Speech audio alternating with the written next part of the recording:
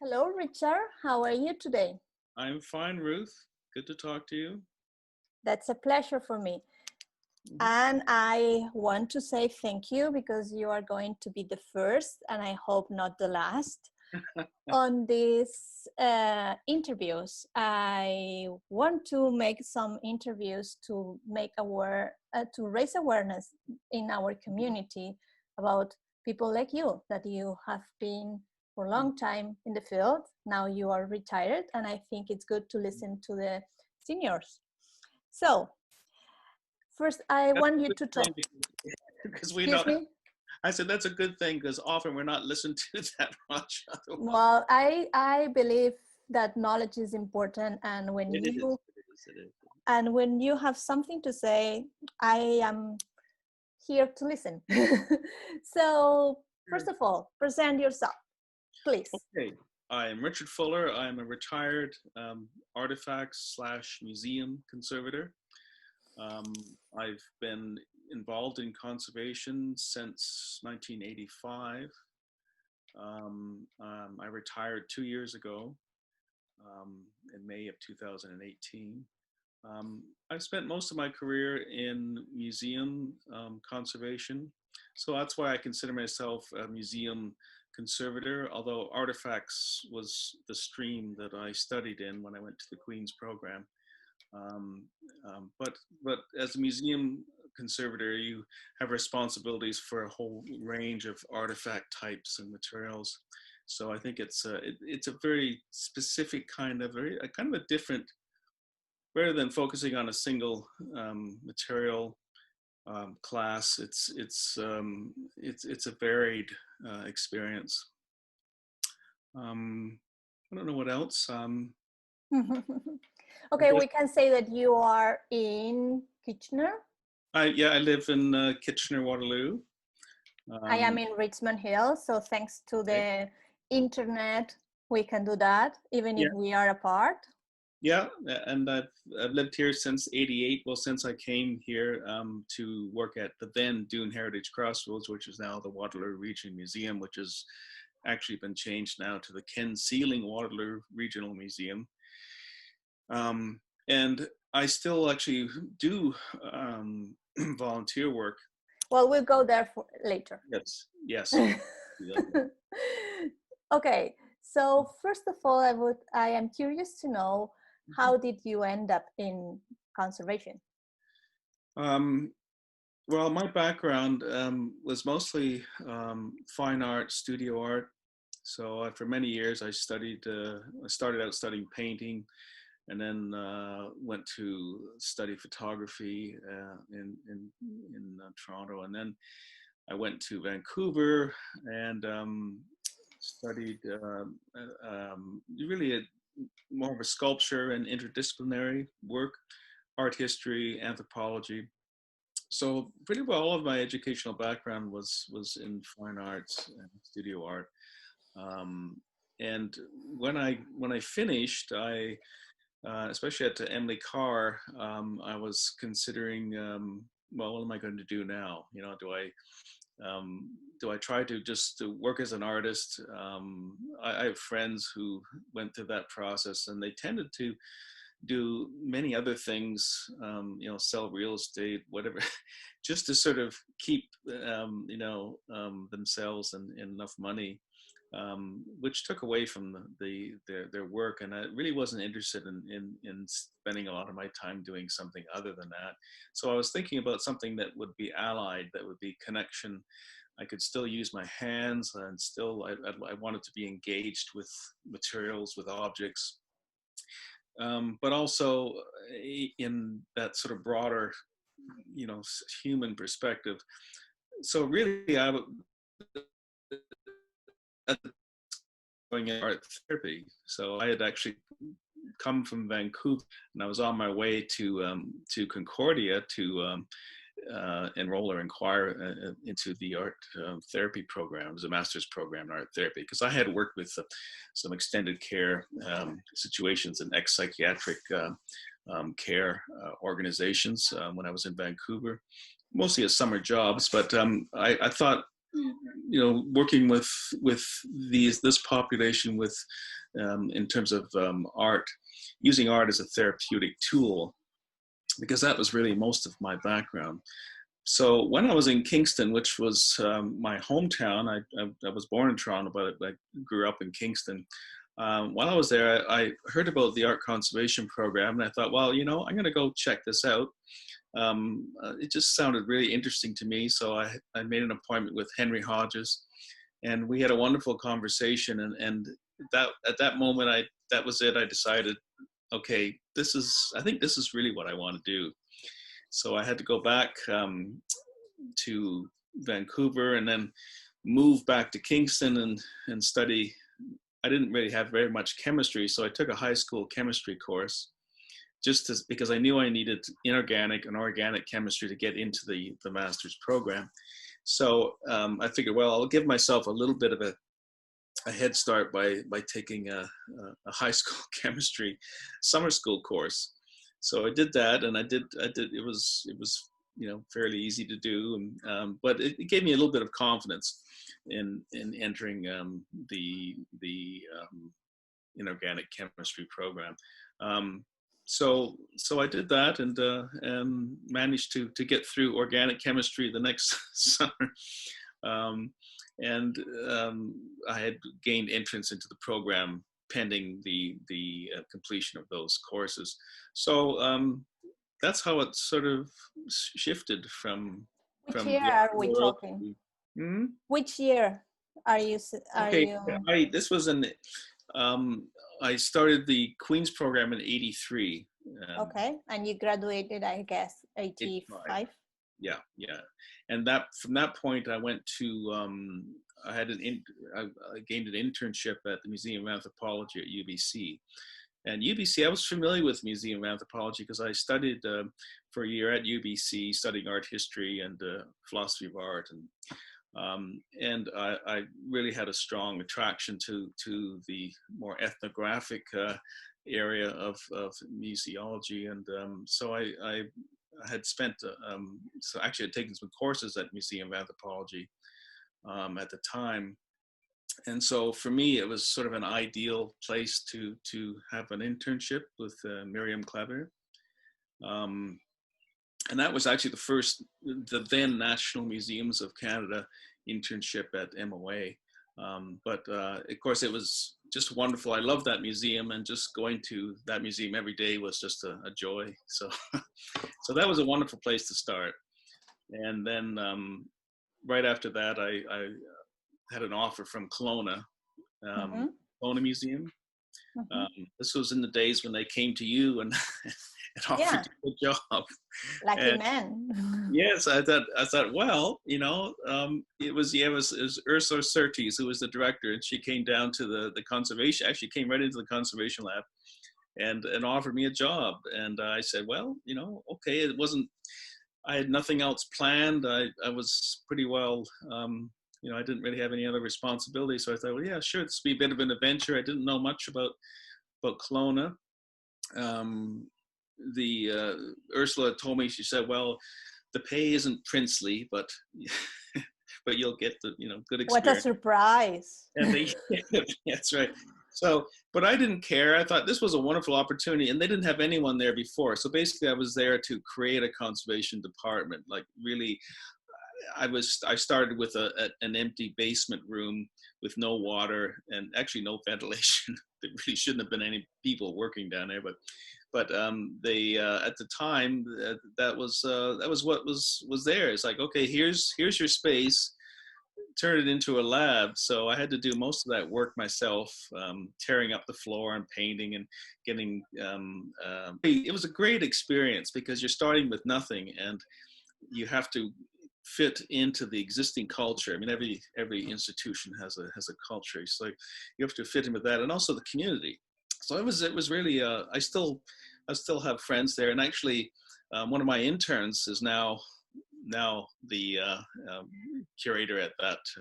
Well, there's two people there now, but one of my interns went and is still working at the Kelowna Museum. So it was kind of a nice full circle thing. And I was actually visited her last year. and they have a wonderful, like, when I was there, it was just a very simple one room kind of a lab, if I want to call it that. Did And you, sorry I interrupt you, but yeah. to create this lab, did you look after any model or any example, or did you ask to any colleague about how to build it, or you went No, by intuition? well, I mean, part of the Queen's program is that one of the projects that we had was to create a lab, design a lab. So we had some academic experience. Of course, that's very different than sort of, Yeah. that's more of an idealized experience. Yeah. And it's like, okay, if you can have whatever you want, Yeah. In this case, there was very little money. And so I ended up having to do most of the work, the physical work of preparing the space and getting it ready. And then, bringing in a few people to do the work. But yeah, there was very little money. I was being paid, it was, for the museum's point of view, there was a CAP, it was called a Conservation Assistance Program. It was a federal program. And the way it worked is that the feds would pay 100% of my salary, and then 75, 50. So as they backed up, the community would step up in terms of my salary. So, and Kelowna at the time was a fairly small community, so they didn't have a huge amount of money for these kinds of things. But this was pretty bold. I mean, at the time, a community museum having a conservator on staff was quite an important thing for them. They were quite thrilled with that. How long were you there? Just 2 years. During this time, my wife Janet was in Halifax doing her library degree at Dalhousie.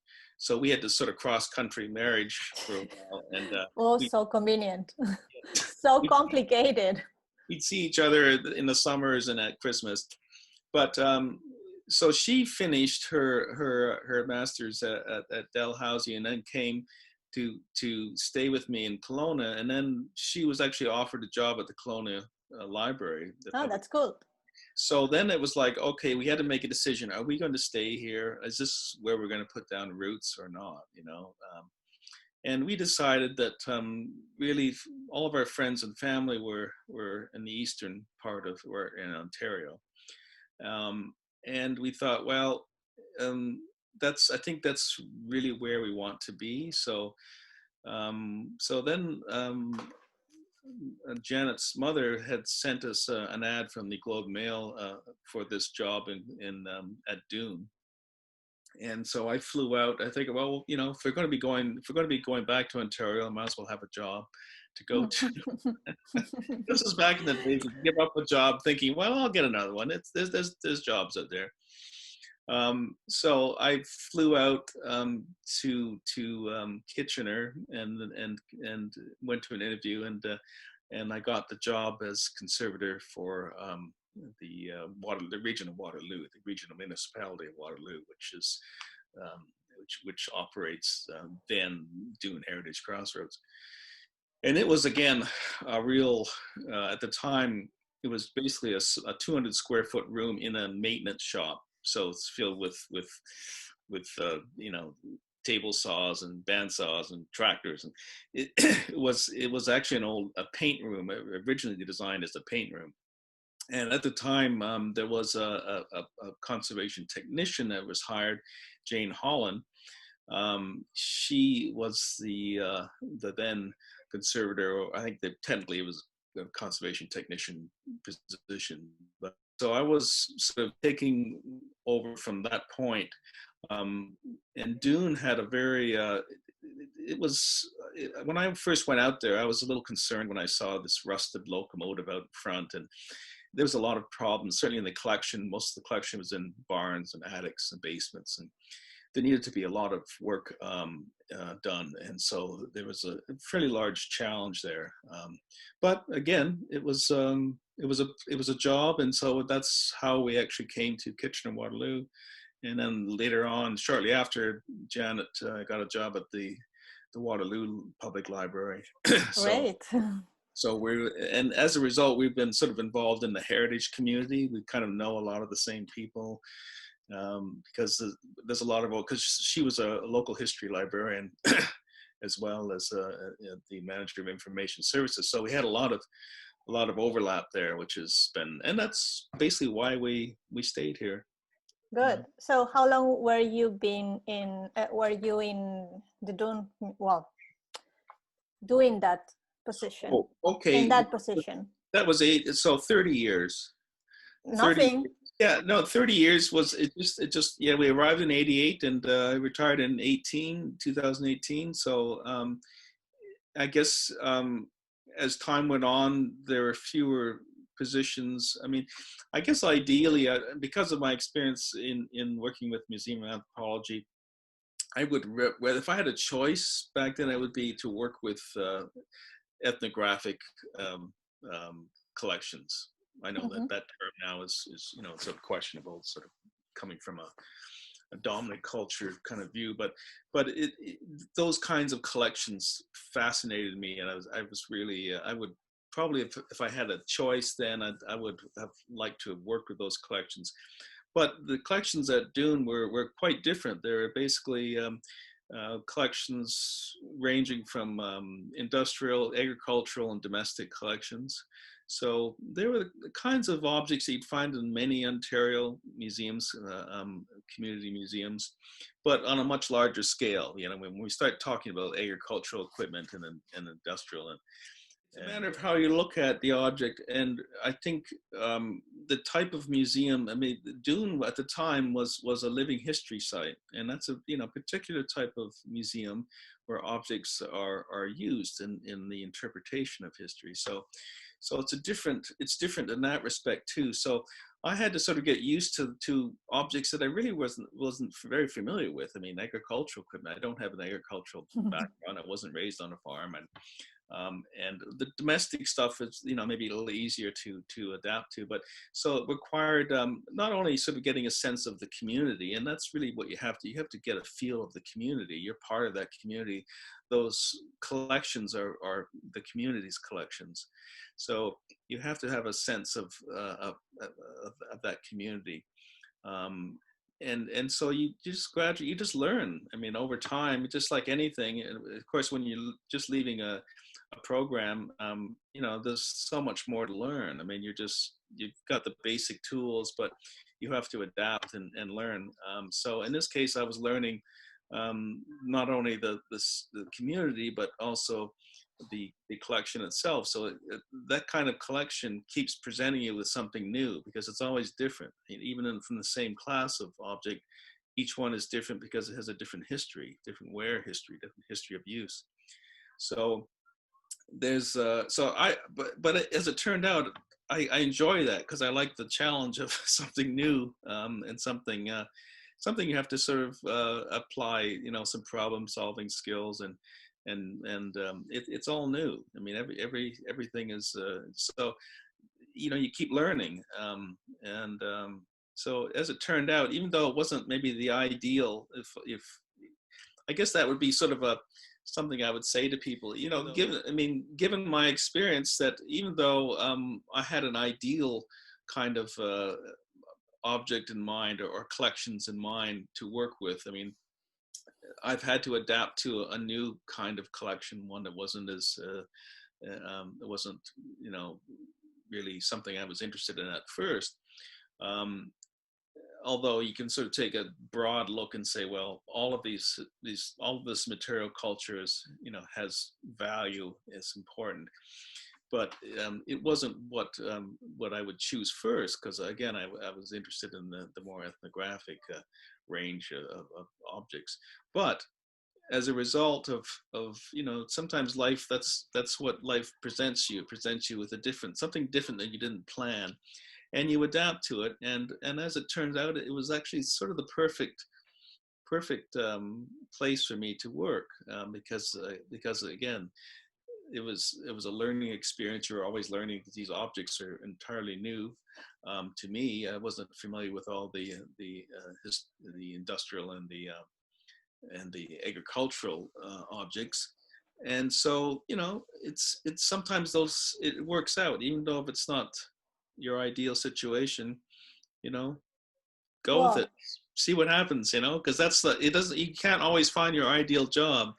You find, you work with what you have. And in this case, it turned out to be actually, it suited my personality and my skills perfectly. So, yeah, because I know you like to fix oh yeah, yeah, things. yeah. The fixing part. I mean, I see that.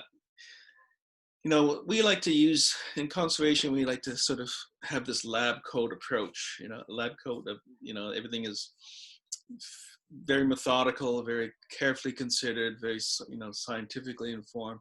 But sometimes it just comes down to repairing things, which is maybe bit of a not as such a high end view. But often that's people, after a while, people start coming to you with things. How do I fix this? How do I fix that? And actually, I really enjoy fixing things.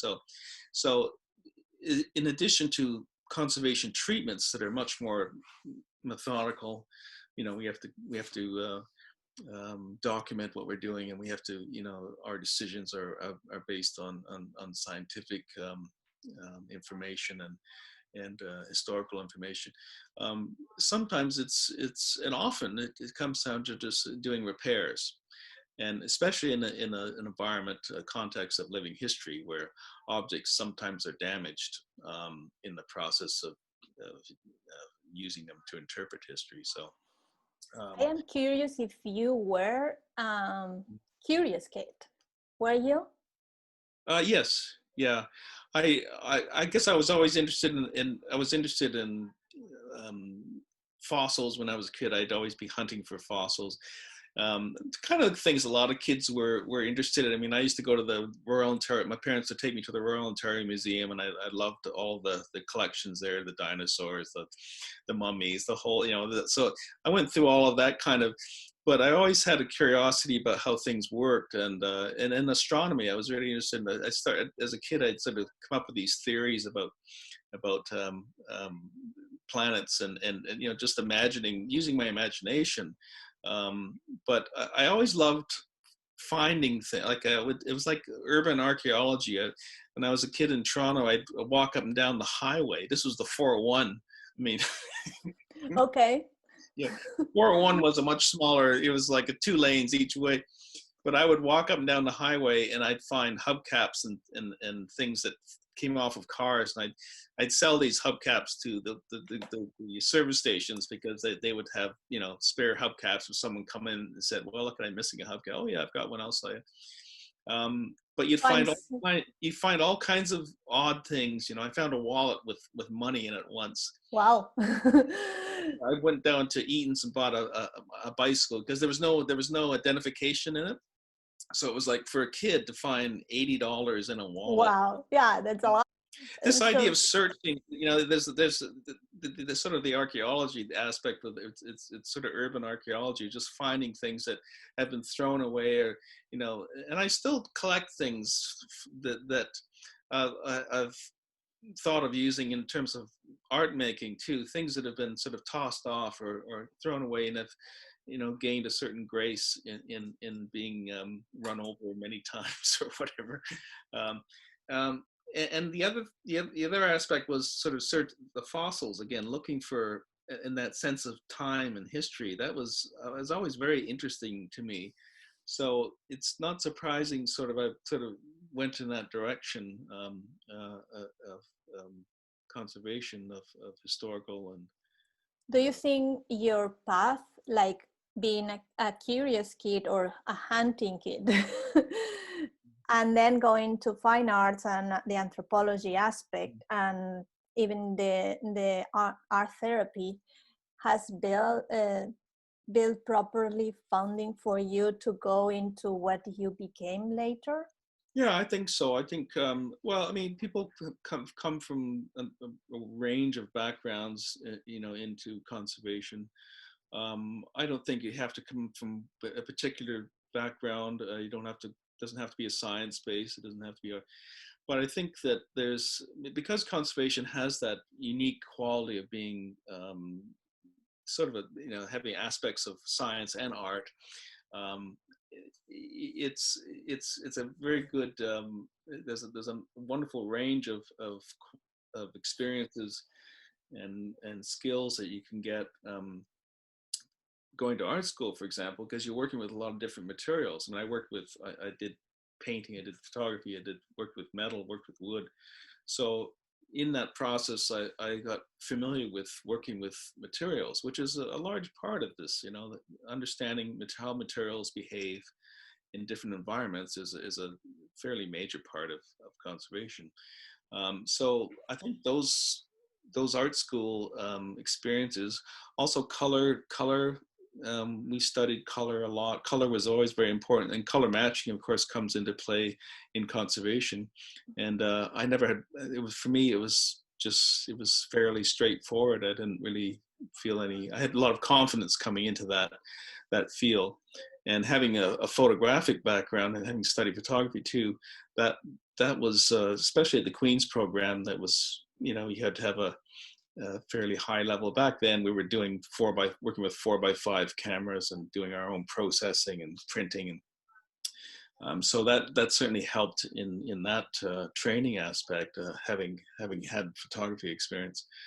But I think working with different materials and spending time thinking, about, not thinking, I guess it's more of the sensitivity to the details, to appearances, to surface texture. These were part of the considerations when making art. Is the object had all this information, and of course in conservation we're concerned with preserving that information, especially information of wear, of use, that helps to identify the history of the object. Whereas in art making, you're concerned with the interpretation of that. What does that mean? What does that evoke?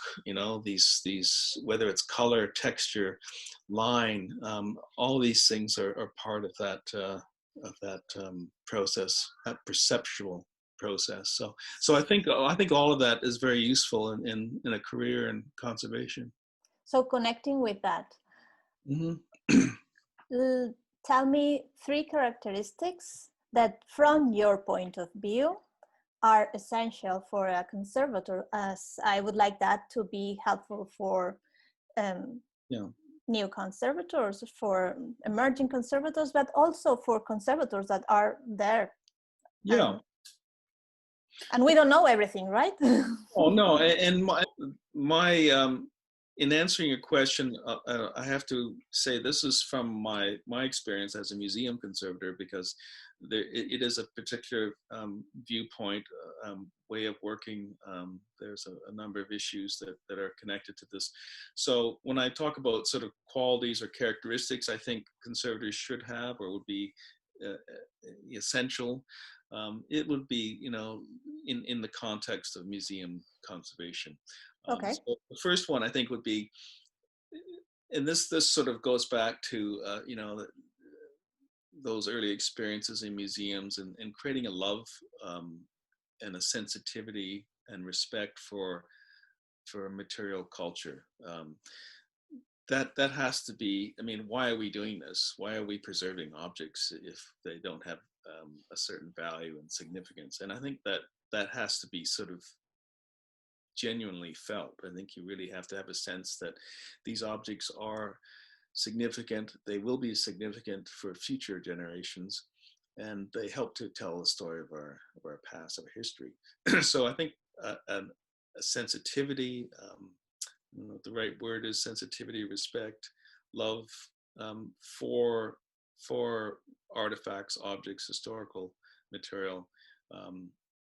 That has to be sort of an important part in informing, because there has to be a reason.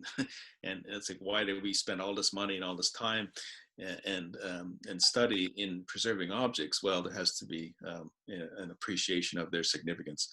The next one would be a sense of curiosity. And this is, touches on some of the things that we were talking about earlier on. I think the sense of curiosity of how things work. I think that's very helpful for a conservator, especially when you're dealing with multiple types of collections, like I have been at Dune. Being able to sort of understand how things are put together and how they work is very helpful in the conservation processes, particularly when you're starting to dismantle and deconstruct objects so you can treat them.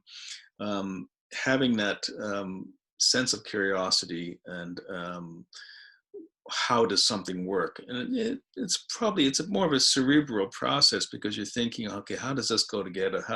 What is the relationship of this part to that?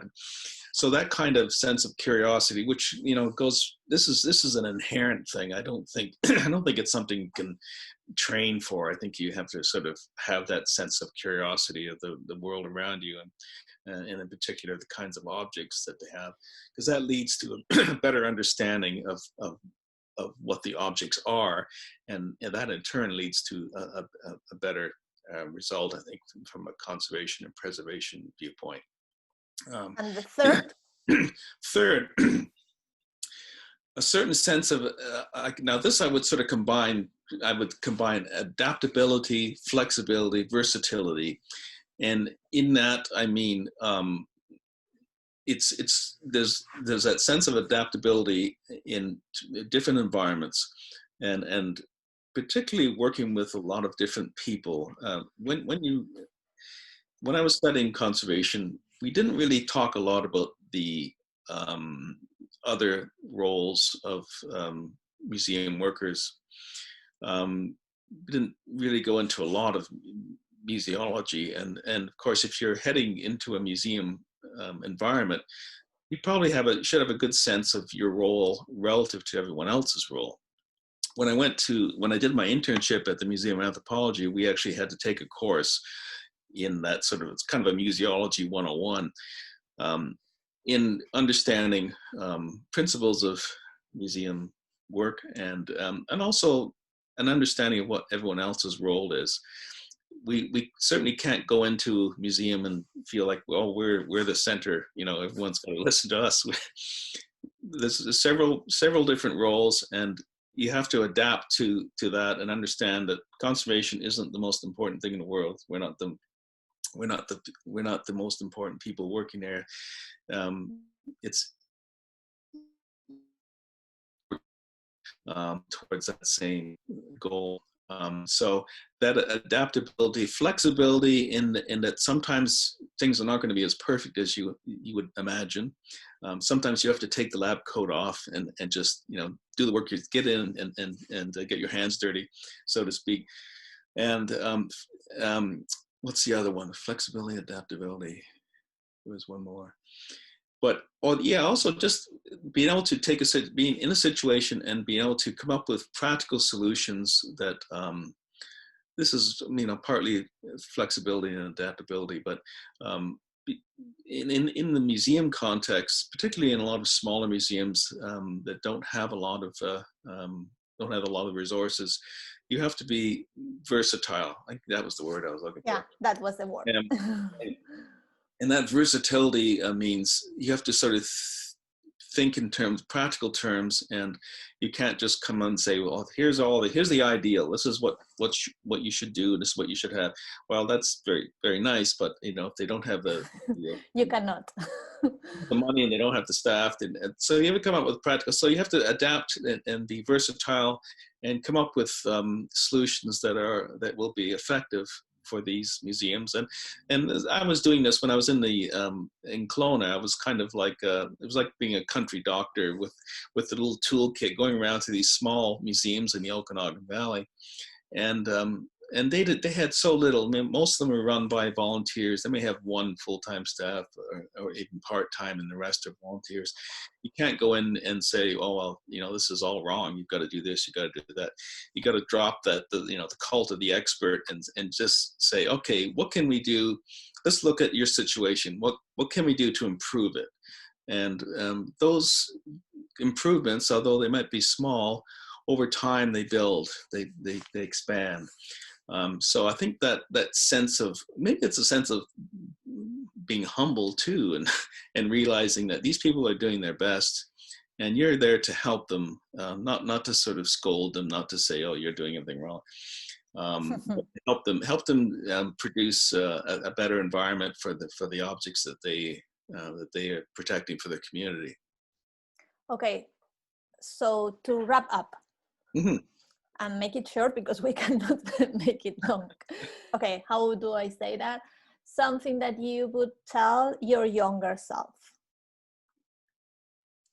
Something I would tell my younger self.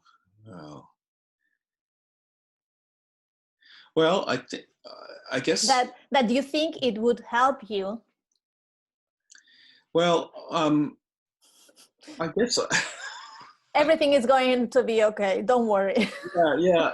I mean, I guess because I never really was worried about that kind of thing. I always felt confident that I could deal with whatever situation was there.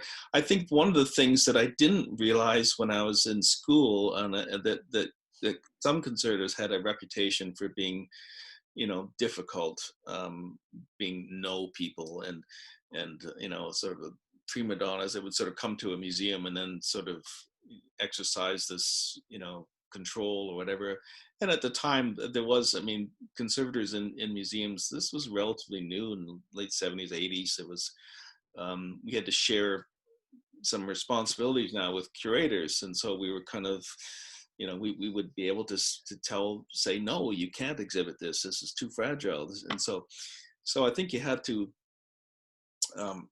sort of, again, going back to that aspect of adaptability and working with other people. It's so important. I mean, you can have all the knowledge in the world, but you still have to function with other people, and you've got to get along with people. And that's an important part of that.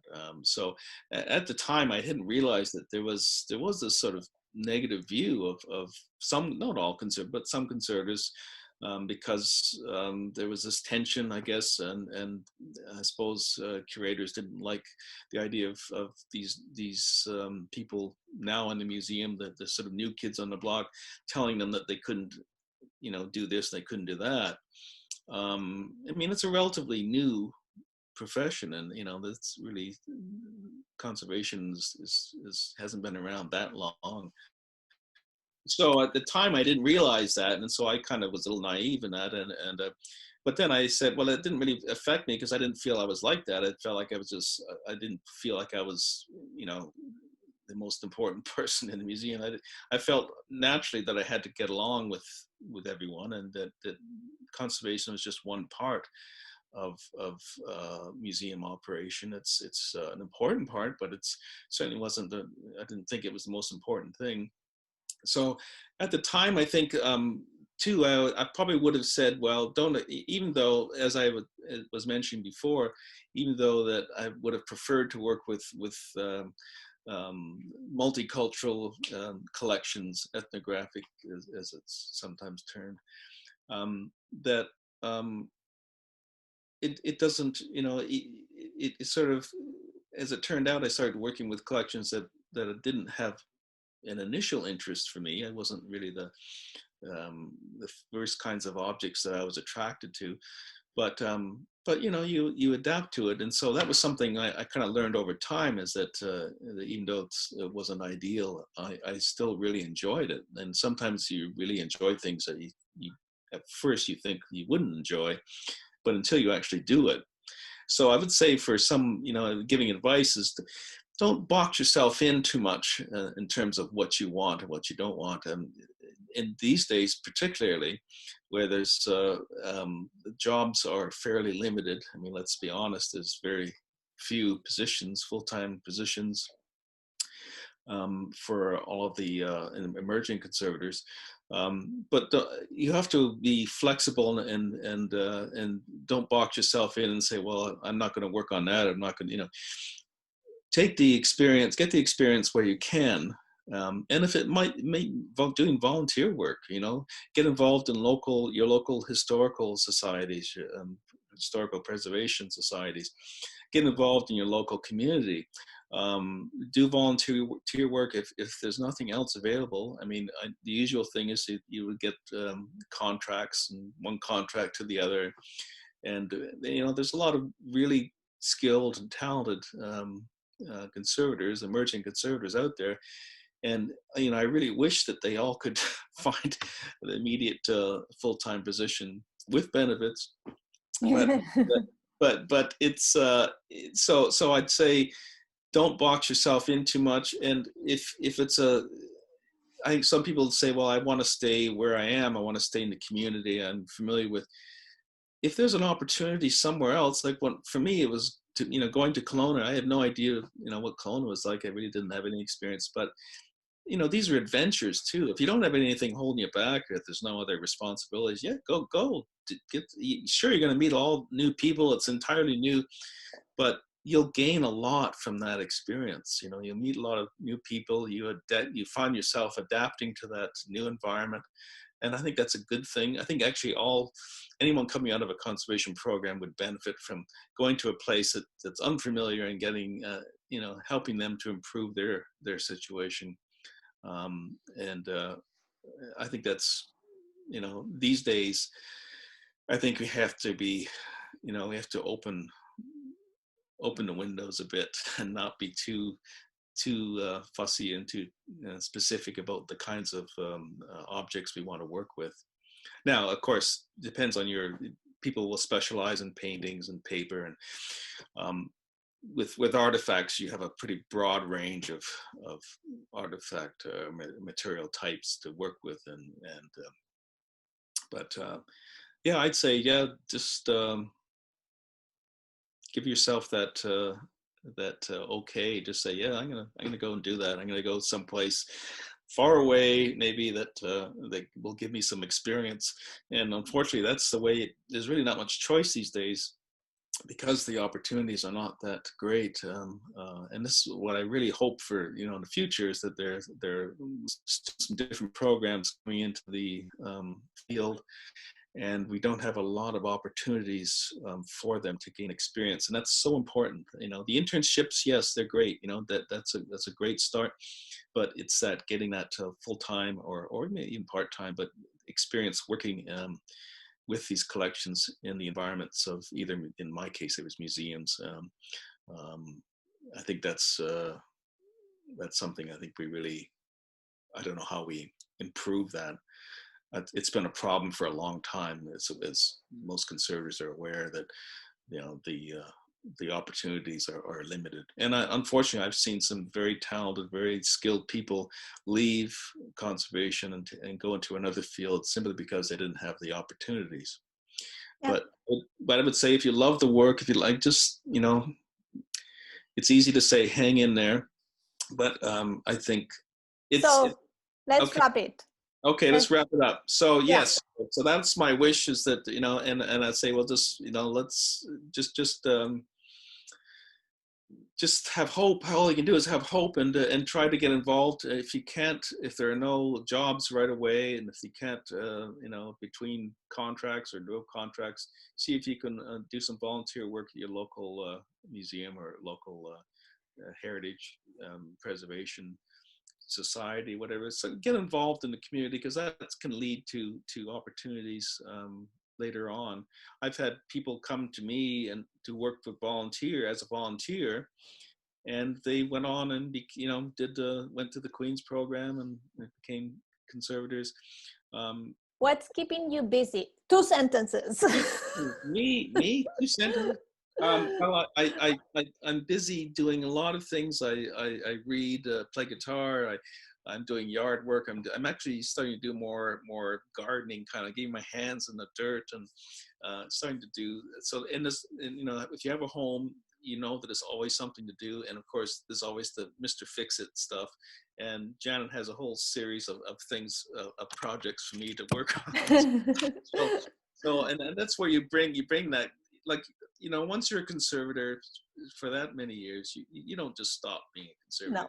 So you bring that approach to everything you do, and that experience, working with a variety of tools, and doing repairs and correct. Those kinds of things.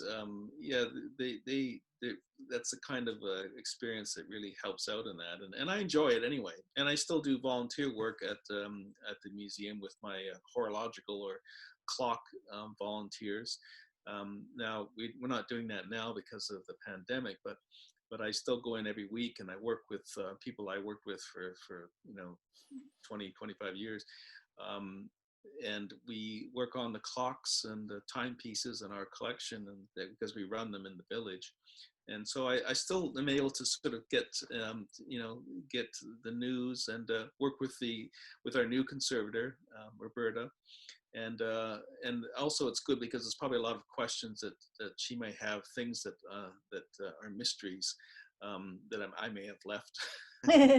Is it difficult for you to go there and feel like it's not your place anymore? No, because, well, I mean, even though I kind of designed I was, in the design committee and designed the lab and helped to, I feel it's kind of my lab. You can't help that if you've sort of designed and equipped it and worked in it so many years. But no, I don't I don't feel like that. I mean, it's a place, it's a workplace, there are labs. So I don't, and if I can help the new conservator, then and this after that many years, there's a lot of little things like what is that? What is that? You put things away. There's a lot of question marks. So if you're there on a regular basis, you can help to answer some of these questions. Excuse me.